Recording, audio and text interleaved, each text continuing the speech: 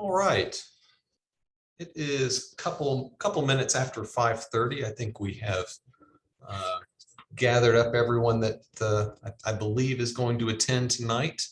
Good afternoon. My name is Paul Pennell with Urban Design Partners, and I am a land planner and rezoning agent here in the city of Charlotte. And we are representing multiple property owners and ushering through a potential rezoning along a 170-acre tract of land directly to the west of Dallas High Shoals Highway, with the request to Dallas and the Board of Aldermen for the development of a single-family community. We'll get into the details of what that means here in just a few minutes. But as you can see on your screen right now is actually a picture of the existing site today. Let me go ahead and jump forward here to the next slide. We'll cover a little bit of house cleaning here, housekeeping. We would ask tonight that you remain muted. We can have a discussion at the end of the presentation, which should take about 15 or 20 minutes. But during the presentation, you can type in a question that you may have.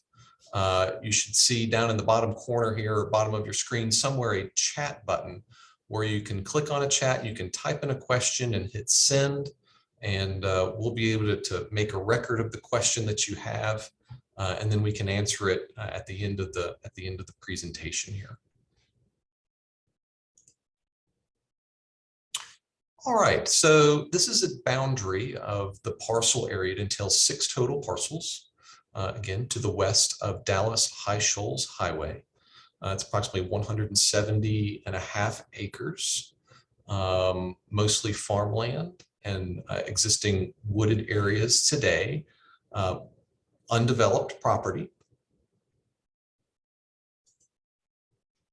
Today, the site includes the town of Dallas and also Gaston County as well.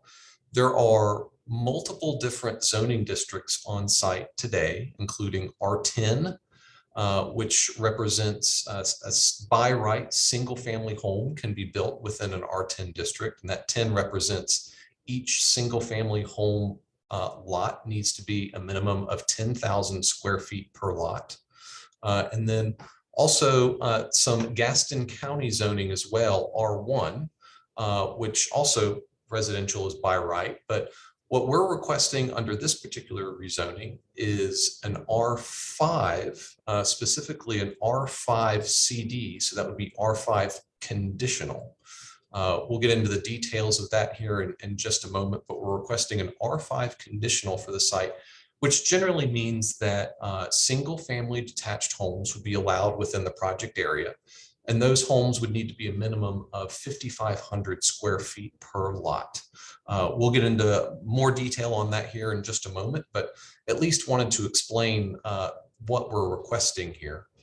You'll also note that there is an existing R5 parcel here just to the east of the site. R5, this would be a by right development here for single family, and a little bit more on that in the future as well. So as we are requested to take a look at these types of projects here in Dallas and really throughout the entire area and region, there are multiple design considerations that we need to take into account as we review these types of projects. One of the most important items that we need to consider are what are the existing site conditions, meaning topography, existing trees on site. What are they being used as today? And then also existing codes and ordinances that are in place. We review those in detail.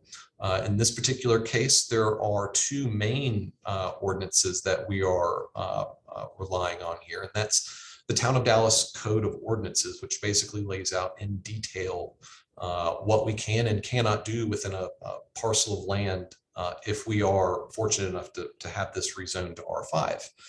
It will guide lot dimensions, it will guide internal streets, and how we lay all of that out. In addition, Gaston County also has its set of ordinances that are primarily environmental in nature, erosion control, stormwater control, items like that we need to follow. Community input. Today, we're having this community meeting to talk to adjacent property owners that would like to understand more and provide their input and provide guidance on how we should incorporate their ideas into a land development site like this. Future land use. A lot of jurisdictions have identified what land should be used for in the future. Dallas has done that, so we have taken that into account. Residential density. This would be a relatively low residential density. Residential density is typically referred to as a DUA, that's dwelling units per acre. Here, we're requesting 533 lots over 170 acres. So that would be a residential density of 3.1 homes per acre.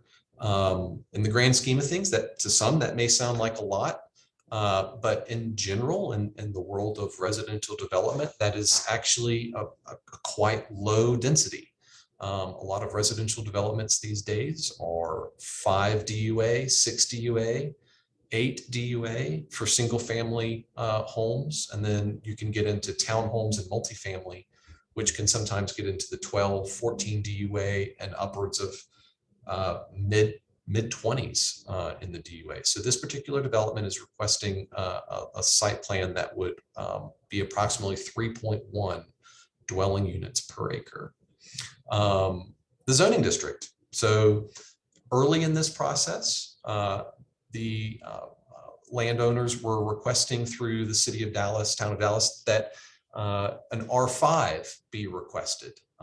We will get into the details here in just a moment as to why we have now pivoted from a conventional rezoning to a conditional rezoning to an R5 CD. That's what that CD stands for, meaning that we will follow the R5 districts as laid out within the town of Dallas Code of Ordinances. However, we're making some additional commitments within this petition that will provide a bit more stringent guidelines for the development as we move forward. Environmental features on site need to be accounted for. Again, trees, streams, which we have on site, wetlands, which we have on site. We need to design around those to reduce impacts. The development program. In this particular case, a single family developer is looking to build a single family community. So we need to take their their design criteria and design guidelines into account. Vehicular traffic patterns, which I can talk about in a little bit more detail here in a bit. However, we are currently taking a traffic impact analysis and traffic impact study of the existing traffic patterns within the area, and also doing a study based on the increase in traffic that this particular development would provide. Unfortunately, at this time, I don't have a lot of details on that, but that information is forthcoming. But we are working with the town of Dallas on that. We will be working with the town of Dallas on that, and also NCDOT, the North Carolina Department of Transit. Potentially internal traffic calming, traffic improvements, roadway improvements that would very likely occur to Dallas High Shoals Highway related to this development, turn lanes, deceleration lanes, all to help create a safe environment along Dallas High Shoals Highway and any other potential intersections that may be requiring improvements based on this particular development. Creating a safe pedestrian walkable network within the community. We'll touch on that. Providing green space and natural area. Within the R5 district, we're required to have a certain square footage of open space on site. We are going well beyond that required open space. More on that in a moment. And also creating amenity areas for the community, amenity areas for the future residents that would be living here. So here's a little bit of an explanation as to why we are pivoting from an R5 district, which was the conventional rezoning district request that the family was originally requesting, and why we are pivoting to an R5 CD and R5 conditional. Going through the conventional process and speaking and making presentations to the Board of Aldermen. The Board of Aldermen were concerned about the width of the side yard that is allowable within an R5 district. The R5 district allows a side yard, meaning the distance between the potential minimum distance between a home and the property line. That's your side yard. Within an R5 district in the town of Dallas, that dimension is 6 feet. The alderman asked for us to increase that. We have increased it to 8 feet. So we've gone from a potential minimum distance between two homes of 12 feet. And within this particular petition, this conditional petition, we're increasing that to 8 feet. So it'd be a 16-foot dimension between homes, minimum dimension between homes. And that's really the reason for pivoting to that R5 conditional petition here, is to increase that side yard. And really, this is the avenue forward for that. Just wanted to provide some detail and clarification as to why we're having to do a conditional district here. We have been studying on-site conditions and wanted to bring to everyone's attention that there are wetlands and streams on site. These orange hatched areas are areas that are marginal and potential wetlands on site. The green hatched areas that you see on your screen are areas that we believe are wetlands or jurisdictional streams, most likely wetlands. And then the blue line that you see on site, those are areas that we believe are actually waters of the United States. They're jurisdictional waters. Those are streams. And then we're also limited on how we can impact those streams. We have limitations on what we can do, up to a certain linear foot of disturbance that we can have on those particular streams. That permitting will occur through the Army Corps of Engineers if this project moves forward. So as mentioned previously in considerations, there are environmental features on site that we need to be mindful of, and those are represented here in this graphic. And that brings us to the site plan. So this site plan represents up to 533 single-family home lots. You're looking at the actual lots on your screen, not the actual homes. So each individual yellow box that you see represents a potential home lot on site. You can see the residential road network. The road network, proposed road 1, that's shown up in kind of the top corner of the screen, connects over to Dallas High Shoals Highway, which is running north-south, kind of a diagonal north-south on your screen. And then the road network throughout, throughout the development would provide vehicular and pedestrian access throughout the entire neighborhood, and that vehicular connectivity throughout the neighborhood provide access to those 533 homes. You can see as well, we're providing proposed stormwater management areas. Those are basically ponds that will collect all of the stormwater runoff from the site. It will collect that water in these stormwater basins and then slowly release that stormwater over a period of days versus really what happens today. It rains and it just rushes right off the site. With this particular development, what we will do is we will collect that stormwater and then it will slowly be released into the adjacent stream network over a few days, which will help with any potential downstream flooding conditions that would occur related to this development at the time of development and long term as well. You can see that there's quite a lot of green space associated with this development. This is a smaller lot community that will generally reduce the footprint of a single family home lot, reducing the area that needs to be maintained by a single family homeowner, and increases the total amount of open space, natural area, and amenitized areas within this community. So it condenses all of those single family lots and then increases the amount of open space and adjacent buffers, really for the benefit of the adjacent property owners and also for the enjoyment of the homeowners as well. smaller lots that they need to maintain, and they have more natural areas and open space that they can enjoy within their community. Go ahead and jump to the next slide here. So within this slide, the red lines are representing the pedestrian sidewalks that are being proposed within the community. As you can see, rather extensive pedestrian sidewalk network that's being proposed.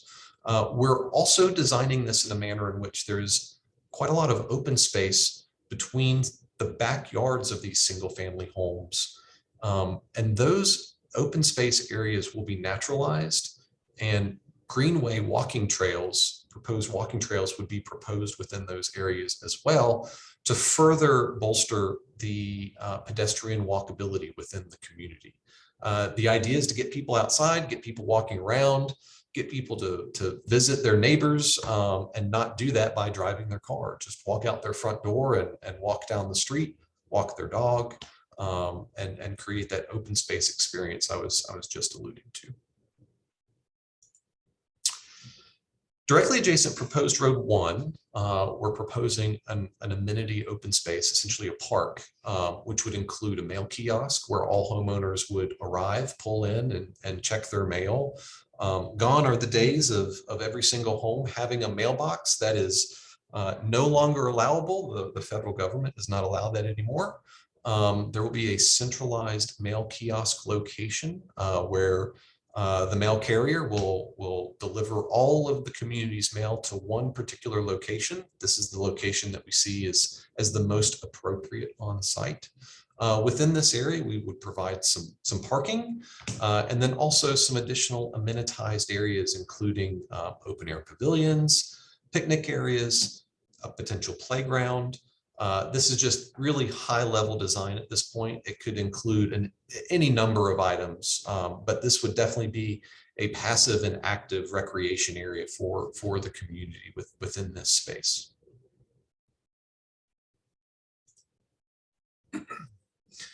Lastly, it's worth noting, you've probably noticed that the community that is currently being proposed has one means of access back to Dallas High Shoals Highway.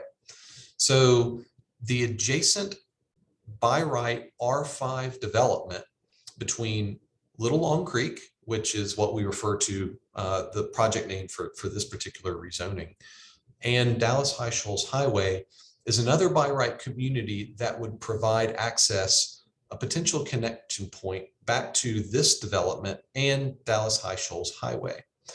So this community is forthcoming. It is going through the process of permitting at this time. There are some components within this development that do need to be rezoned. While they are very small, there are some components that need to go through the rezoning process and need to be approved by the Board of Aldermen. The majority of the Sumi Creek project is a by right R5 development. So this future vehicular connectivity will be coming. And it will tie into the Little Long Creek project, which is currently being proposed within this rezoning petition.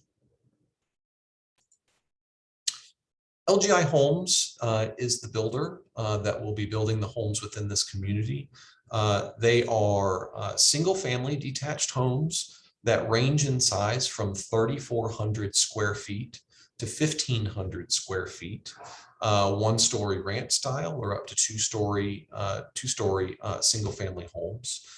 They will all have their own garage, two-car garage. Each home will have its own two-car garage. Each home will have its own driveway.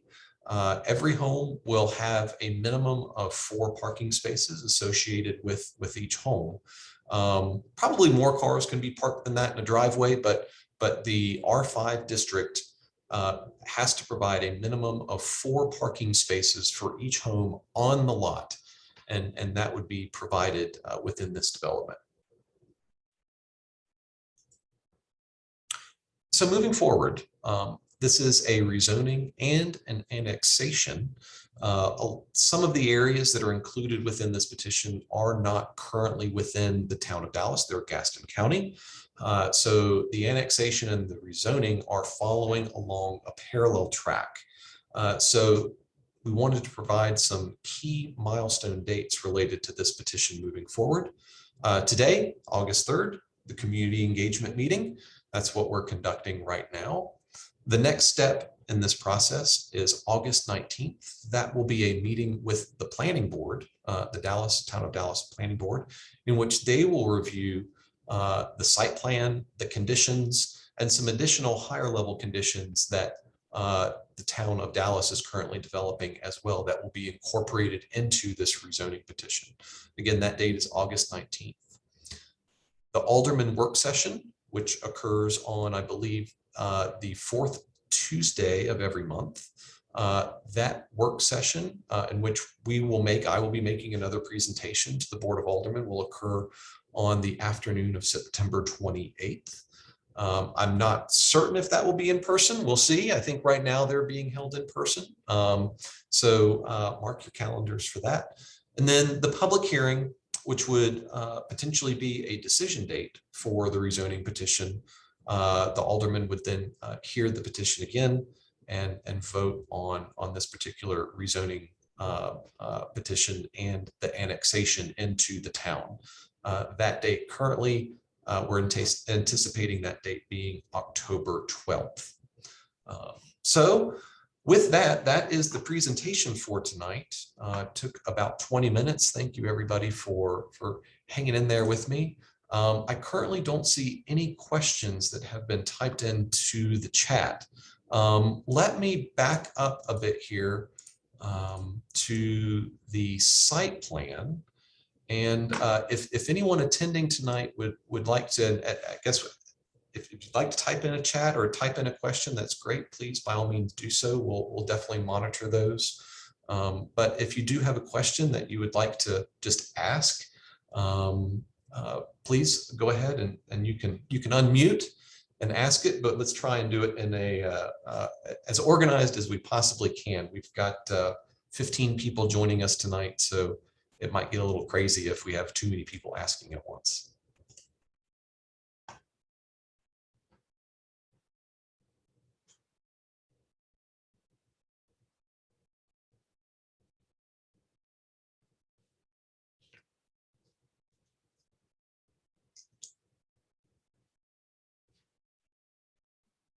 I have a quick question.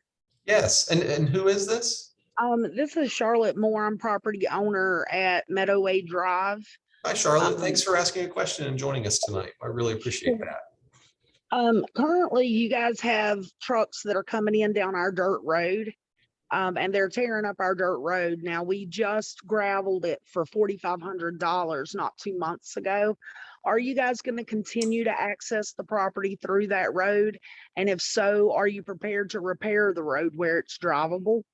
So Charlotte, I will make note of this, but as of right now, I am not aware of any development work that's currently occurring related to this rezoning. I will check into that and see if we can understand who that is, but I'm not aware of anyone that would be going out on site to do any work at all out here, to be honest. Well, you guys have, well, not you guys, but somebody has several trucks that are actually going through my front yard. Okay. Surveyors, tractors, people, somebody has cut down logs down a trail off of Meadowway. Okay. Okay. I will look into that and see if I can find out who that might be. Now there have been survey crews on site. Yes, I can say that there has been survey work that has occurred. But you know, a constant stream of trucks or anything like that I do not know about. And we'll try and figure that out for you.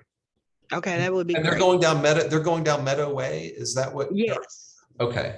Okay. Yeah. I will look into that. And Charlotte, if you could, can you email me your contact information, please? Sure, I'll be happy to. You can reach me, and this is for everybody, my email address. You should have gotten it in the letter, but my email address is Paul, P-A-U-L, at urbandesignpartners.com. If after this meeting, if you have any questions, feel free to email me, call me. There have been a couple people that have done that. I see Miss Messick on the call with us right now. We spoke yesterday, but feel free to reach out to me. And Charlotte, I'll try and find out what's going on for you and see if we can get to the bottom of that. Okay, great. Thank you so much. Of course.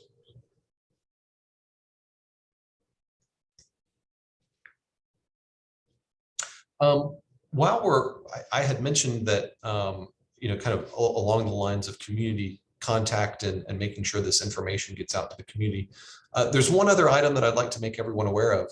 This meeting, you probably heard the voice at the very beginning of the meeting state that this meeting was being recorded. So we're recording this presentation, and tomorrow we will post the recording of this presentation on our website. Our website is urbandesignpartners.com.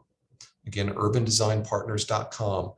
And on the landing page for our website, you will see a rezoning tab on the left. If you click on that, you will see a series of rezonings that our office is doing, but this will be one of them.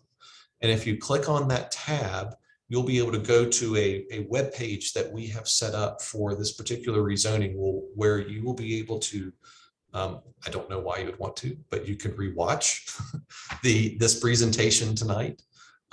You can also access this presentation and the presentation slides that I'm sharing with everyone tonight. You'll have access to that. All of that will be posted for public viewing and accessible. It will just remain up indefinitely during the rezoning process. So that won't be up for like 10 days and then we take it down. We put it up, and then during the rezoning process, it remains up. So just wanted to let everyone know, if you would like to see this again, urbandesignpartners.com, and just click on the rezoning tab, and you guys or neighbors that were not able to attend tonight can see the presentation. All right. Still don't have any questions in chat, and if we don't have any additional questions that would like to be asked, is there anyone out there that has a question?